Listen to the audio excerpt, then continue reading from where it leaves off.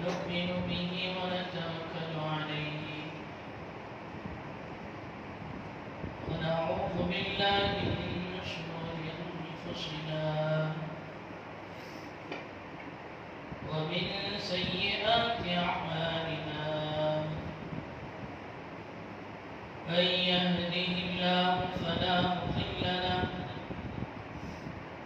ومن يضلله فلا هادي له ونشهد أن سيدنا وسندنا ومولانا محمدا عبده ورسوله أما بعد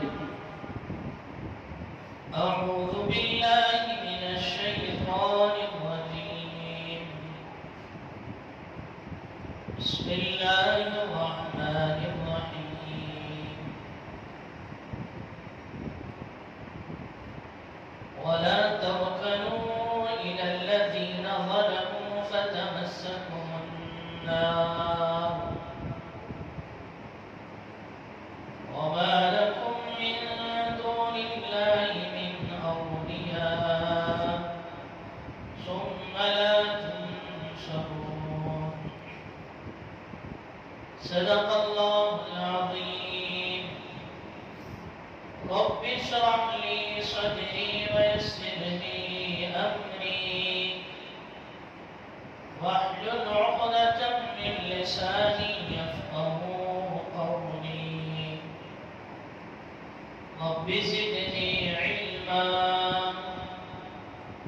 اللهم صل على محمد في أول كلامنا اللهم صل على محمد في أوسط كلامنا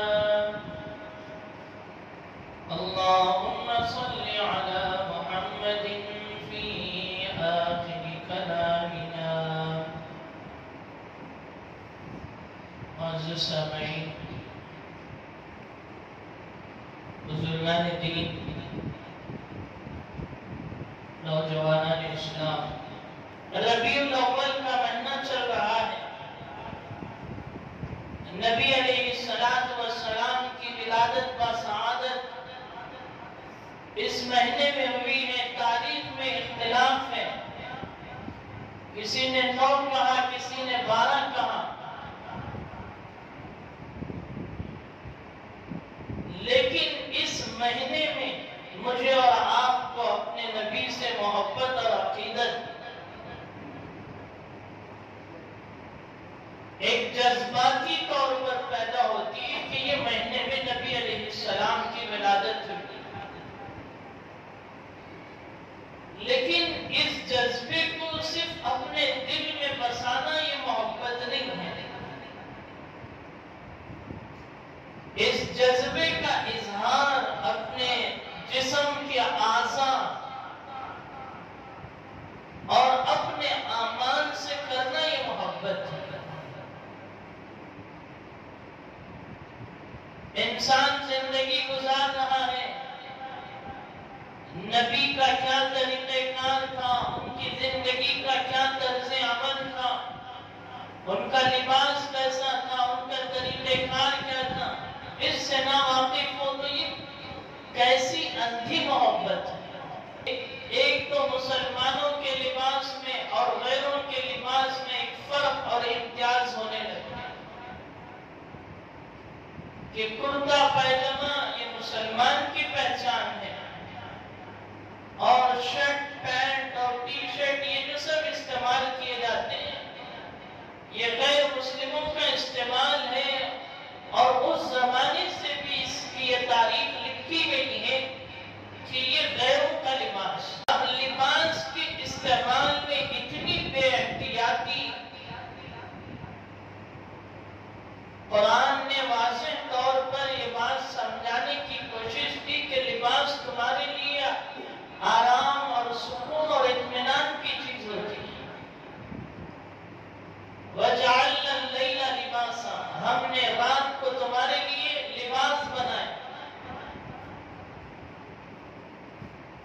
یعنی تشبیہ دے رہے ہیں کہ لباس جب انسان کے جسم پر ہوتا ہے تو اسے بے قراری نہیں ہوتی، اس کی اندر کی جو باطنی چیزیں ہیں وہ چھپی ہوئی ہوتی ہیں، سکون اور اطمینان حاصل ہوتا ہے۔ اور جب یہ جسم سے لباس ہٹ جائے تو وہ کیفیت برقرار نہیں رہتی، انسان کا چین و سکون چھین جاتا ہے۔ سنن ترمذی میں اور احادیث کی بعض کتابوں میں مستقل ایک باب لکھا گیا، کتاب اللباس، جس میں اللہ کے نبی کی وہ احادیث ذکر کی گئی کہ اللہ کے نبی کا لباس کیسا تھا۔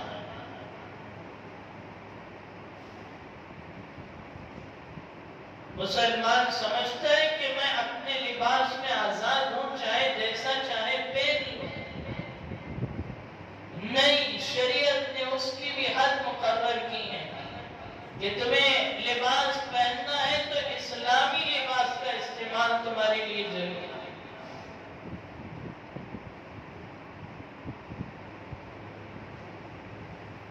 اللہ رب العزت نے، میں نے شروع میں جو قرآن کی آیت پڑھی اس کے ذریعے سمجھایا وَلَا تَرْكَنُوا،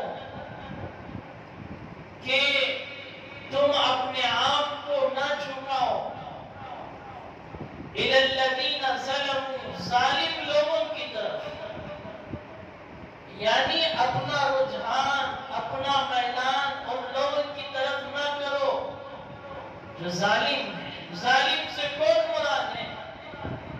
علماء نے اس آیت کی تشریح میں مفسرین نے لکھا ہے کہ اللہ رب العزت امت مسلمہ کو اس آیت کے ذریعے سمجھانا چاہتے ہیں کہ اپنے لباس میں، اپنی معاشرت میں، اپنے رہن و سہن میں اپنے آپ کو غیروں کے مشابہ نہ بناؤ، غیروں کے طریقے میں نہ لے جاؤ، ان کی طرف نہ جھکو، اور اگر تمہارا میلان ان کی طرف ہوگا، ان کا لباس اپناؤ گے، ان کا چہرہ اپناؤ گے، ان کے کھانے اور ان کا طریقہ کار جو کچھ ہے اس پر جاؤ گے، فَتَمَسَّكُمُ النَّارُ، تو تمہیں جہنم کی آگ پکڑے گی، جہنم میں تمہیں سزائیں ملیں گی۔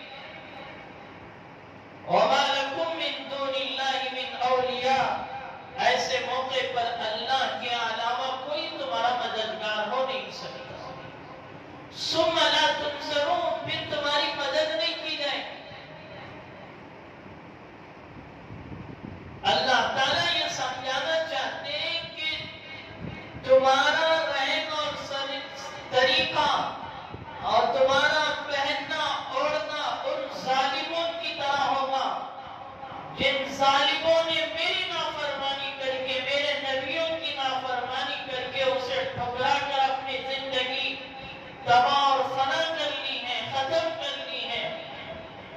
انہی کے طریقے میں جاؤ گی، فَتَمَسَّكُمُ النَّارُ، تو تمہارے لیے جہنم کا ایندھن اور جہنم کی آگ جلائی جائے۔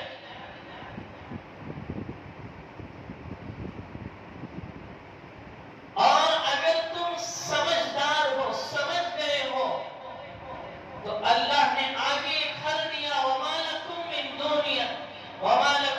دُونِ اللَّهِ مِنْ أَوْلِيَاءَ، کہ اللہ کے علاوہ تمہارا کوئی مددگار نہیں ہے۔ مددگار سے انسان توبہ کر کے وہ معافی مانگ لیتا ہے، توبہ کر لیتا ہے کہ اے اللہ مجھے معلوم نہیں تھا، میں نے یہ چیزیں استعمال کی، لیکن جب معلوم ہو گیا تو میں نے توبہ کر لی، میں نے اس سے دوری اختیار کر لی۔ تو اللہ کے پاس ایک حل ہے کہ وہ تمہارا مدد کرنے والا ہے، اس سے مدد مانگو گے تو تمہارے لیے مدد اترے گی۔ مسلمان اور مشرکین میں فرق بیان کیا۔ سنن ترمذی کی حدیث ہے کہ مسلمان اور مشرکوں میں فرق یہ ہے کہ مسلمان اپنی ٹوپیوں پر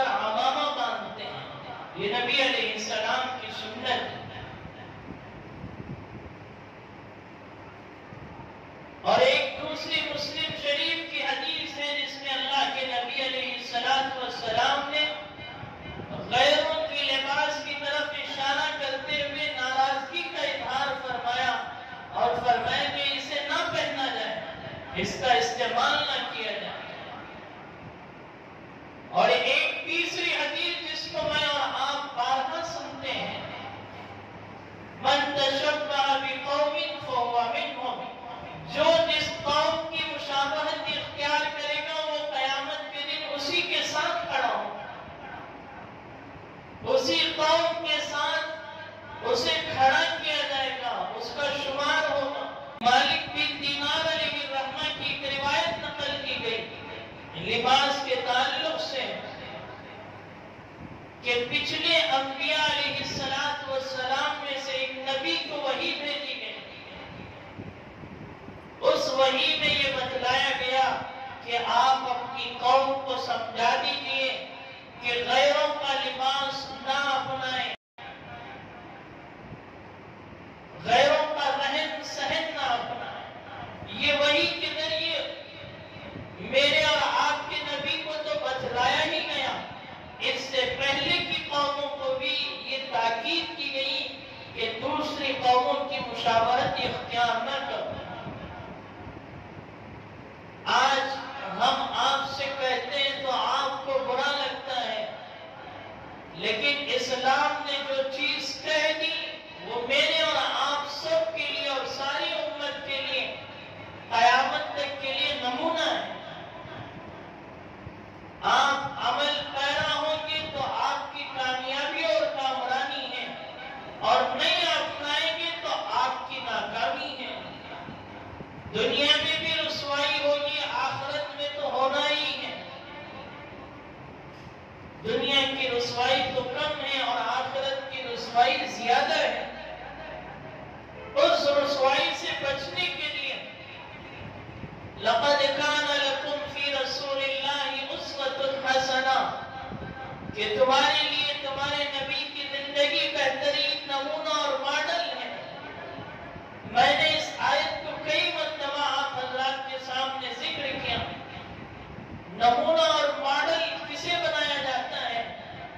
دنیا کی کمپنیاں ہیں، کوئی چیز تیار کرتی ہے، مارکیٹ میں لاتی ہے، تو پھر اس کے کاریگر اور کام کرنے والوں کو اس چیز کی ترغیب دیتی ہے کہ اس ماڈل میں یہ چیز تمہیں تیار کرنی ہے، اور اگر تیار کرو گے تو تمہیں اپنے کام میں اور اپنی کمپنی میں رکھا جائے گا، اور اس ماڈل کے خلاف جاؤ گے تو دوسرے دن تمہیں اپنے روزی سے ہاتھ دھونا پڑے،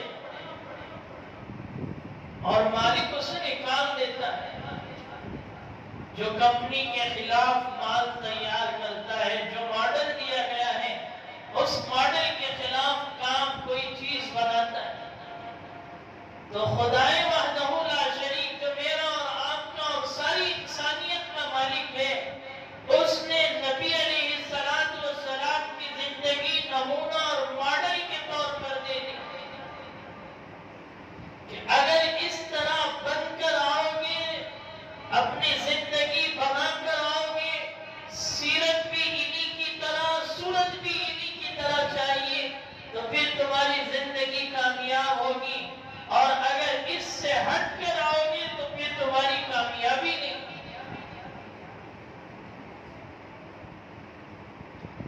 یہ مدارس میں علماء کیوں طلبہ کو کرتا پیجامہ اور اس کا لباس اس طرح کا پہناتے ہیں؟ ظاہر کا اثر باطن پر پڑتا ہے۔ سفید کو کیوں استعمال کیا جاتا ہے؟ سفید کپڑا پاکی صفائی میں، شفافیت میں، اس سفیدی میں آدمی جو خوبصورت لگتا ہے اور اس کا ظاہر جو اچھا لگتا ہے، دوسرے رنگوں میں وہ خوبصورتی نظر نہیں آتی۔ حج کے موقع پر بھی دیکھیے کہ حجاج جو سفید احرام باندھتے ہیں، کتنا خوبصورت منظر لگتا ہے۔ تو لباس کا اثر جو ظاہر میں جو ہمارے اوپر ہوتا ہے، اس کا اثر باطن پر پڑتا ہے۔ تو علماء نے لکھا کہ اگر ظاہر کو سنوارنا ہے، باطن کو درست کرنا ہے، تو اپنا ظاہر بھی درست کرو۔ لوگ کہتے ہیں کہ داڑھی چھوڑتے ہیں، داڑھی چھوڑ کر گناہ ہو جاتا ہے، اس لیے نہیں چھوڑتے۔ تمہارا دماغ بھی عجیب دماغ ہے، لیکن اسلام کہتا ہے داڑھی چھوڑو، اس سے تم بہت سارے گناہوں سے بچ جاؤ، تمہارے باطن کی خرابیاں دور ہوگی۔ اس داڑھی کے ذریعے تمہیں گناہ کرنے میں شرم محسوس ہوگا، اس لباس کے ذریعے گناہ کرنے میں شرم محسوس ہوگا۔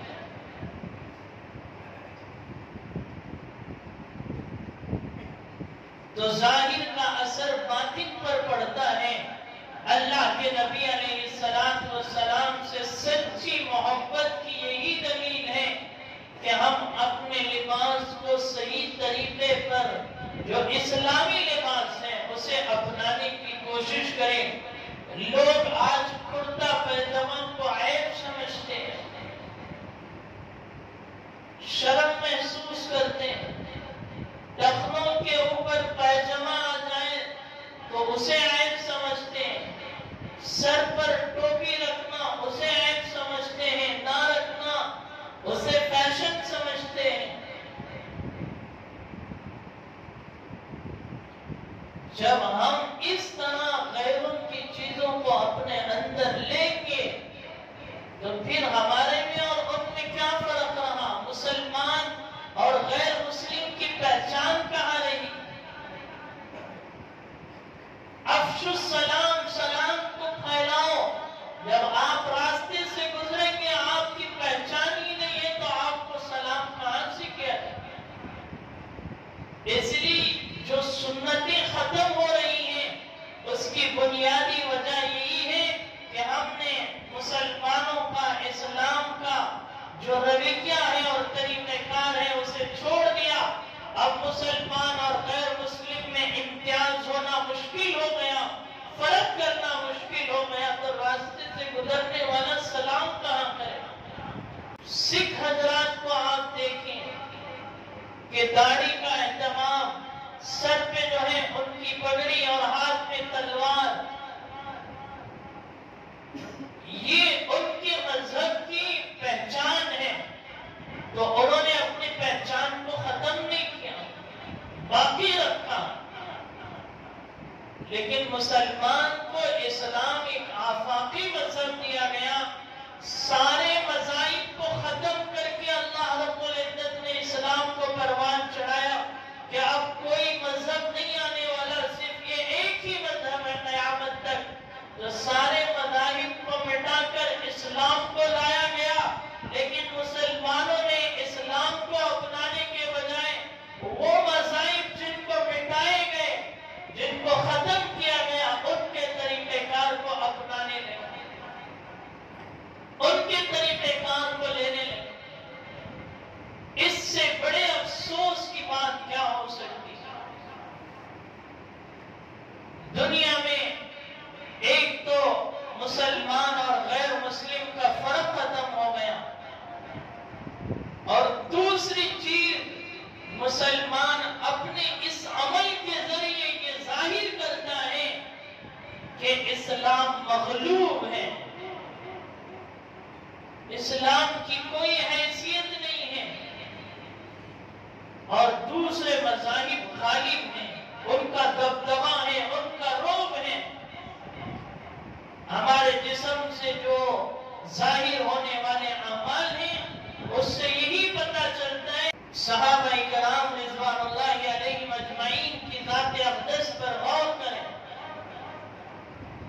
صرف وہ سیرت کے غازی نہیں تھے بلکہ صورت کے بھی غازی تھے۔ جہاں انہوں نے سیرت اپنائی ہے، صورت بھی اتنی بھرپور تھی کہ پہچاننا مشکل تھا کہ اس میں محمد کون ہے، ابو بکر کون ہے۔ حضرت ابو بکر رضی اللہ تعالیٰ جب مکہ چھوڑ کر جا رہے تھے تو راستے میں ایک یہودی مل گیا، اس نے کہا کہاں جا رہے ہو؟ میں مکہ چھوڑ کر جا رہا ہوں، ظلم کی انتہا ہو گئی ہے۔ تو اس یہودی نے کہا اِنَّكَ لَتَصِلُ الرَّحِمَ، کہ ابو بکر تمہارے اندر تو اتنے اچھے اخلاق ہیں کہ رحم و کرم کا معاملہ کرتے ہو، غریبوں کی دیکھ بھالی کرتے ہو، یتیموں کے ساتھ اچھا سلوک کرتے ہو۔ وہی الفاظ تھے جو خدیجۃ الکبریٰ رضی اللہ تعالیٰ عنہ نے وحی کے موقع پر جب حضور علیہ السلام نے آ کر کہا زمیلونی زمیلونی، خدیجہ چادر اڑا دو چادر اڑا دو، تو خدیجہ نے کہا انک لتصل الرحم، آپ تو لوگوں کے ساتھ صلہ رحمی کرنے والے ہیں، غریبوں کے ساتھ اس میں سلوک کرنے والے ہیں، یتیموں کی دیکھ بھال کرنے والے ہیں، آپ ڈریے مت۔ وہ خدیجہ رضی اللہ تعالیٰ جو الفاظ حضور کی شان میں کہہ رہی ہیں، وہی الفاظ ایک یہودی ابو بکر کی شان میں کہہ رہا ہے۔ لقد كان لكم في رسول الله اسوة حسنة، کہ تمہارے لیے نبی کی زندگی بہترین نمونہ اور ماڈل ہے۔ صورت کو بھی اپنایا، سیرت کو بھی اپنایا۔ مدینہ طیبہ جب آ رہے ہیں، مکہ چھوڑ کر ہجرت کر رہے ہیں، جب داخل ہو رہے ہیں، اس جگہ پر کھڑے ہو کر لوگوں کا استقبال ہو رہا ہے، چھوٹی بچیاں نغمے گا رہی ہیں، حضور کی شان میں اشعار کہے جا رہے ہیں۔ جب مدینے میں آئے تو ایک درخت کے سائے میں تھکے ماندے، پیدل سفر تھا، ابو بکر ساتھ میں سفر میں تھے، بیٹھ گئے تو جتنے مدینے کے لوگ جو استقبال میں کھڑے ہوئے تھے، اور ساروں نے ابو بکر سے مصافحہ کیا، معانقہ کیا، یہ سمجھ کر کیا کہ یہ محمد صلی اللہ علیہ وسلم ہے۔ ابو بکر بھی ابو بکر تھے، انہوں نے کہا کہ حضور تو تھکے مانتے ہیں، کچھ آرام کر لینے دے، میں ان سب سے پہلے مصافحہ معانقہ کر لوں، پھر حضور کی طرف اشارہ کر دوں گا تو پھر یہ لوگ ملاقات کر لیں۔ ان کے آرام میں، ان کے تھکان کا اتنا احساس، تو پھر جب سارے لوگ مل گئے، ملاقات ہو گئی، تو اشارہ کیا کہ یہ محمد رسول اللہ صلی اللہ علیہ وسلم ہے، تو پھر مدینے کے لوگ حضور سے مصافحہ اور معانقہ کرنے لگے۔ تو ابو بکر نے صورت بھی ایسی بنائی نبی کریم صلی اللہ علیہ وسلم کی، مدینے کے لوگوں کو پہچاننا مشکل ہو گیا کہ اس میں ابو بکر کون ہے، محمد کون ہے۔ یہ عشق رسول ہے۔ تم کہتے ہو کہ نمازوں کے لیے ہمیں کہا جائے، شریعت کا مسئلہ ہے، کہو، روزے کے تعلق سے کہنے کی اجازت ہے، کہو، لیکن ہمارے لباس پر نہ جاؤ، تیرا لباس نبی کا لباس نہ ہوگا۔ تو قرآن نے کہا وَلَا تَرْكَنُوا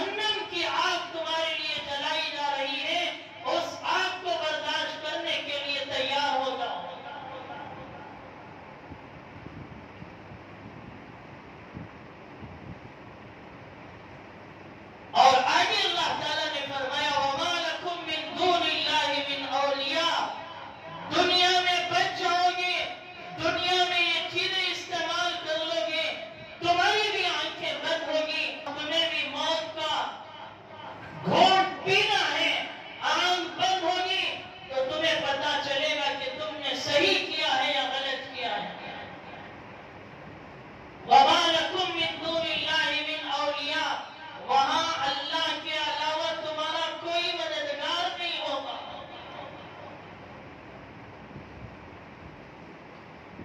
اس آیت کو اللہ رب العزت نے یہاں پر ذکر کر کے امت کو سمجھانا چاہا کہ مددگار صرف اور صرف ایک ہی ذات ہے، وہ خدائے وحدہ لا شریک کی ذات ہے۔